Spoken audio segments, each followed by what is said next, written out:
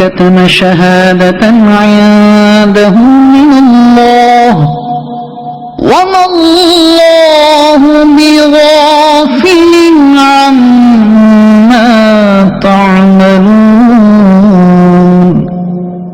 تلك أمة قد خلت لها ما كسبت ولكم ما كسبتم ولا تسألون عما كانوا يعملون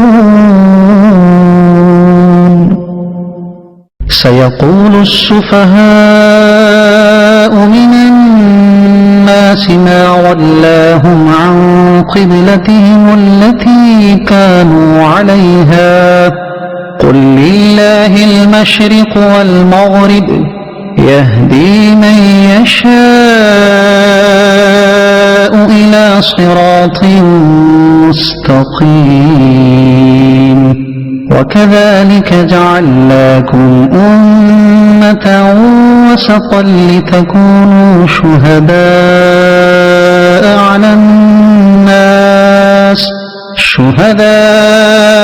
على الناس ويكون الرسول عليكم شهيدا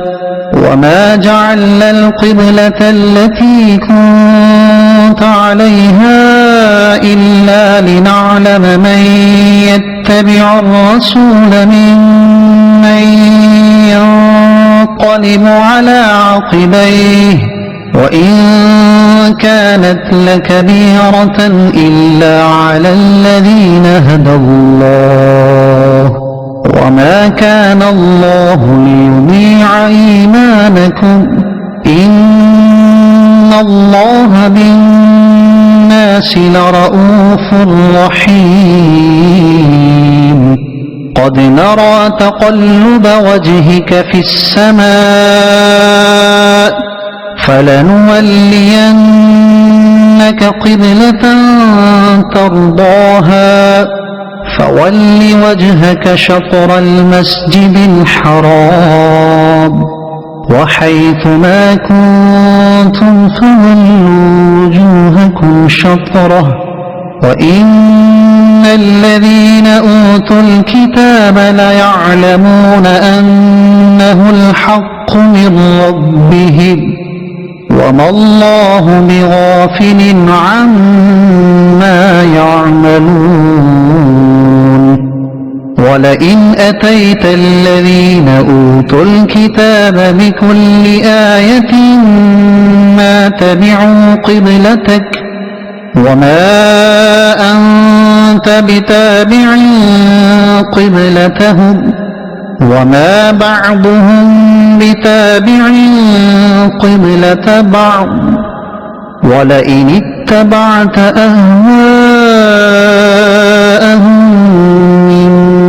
بعد ما جاءك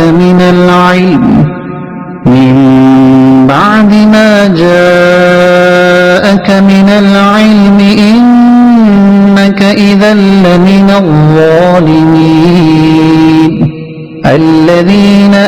آتيناهم الكتاب يعرفونه كما يعرفون أبناءهم وإن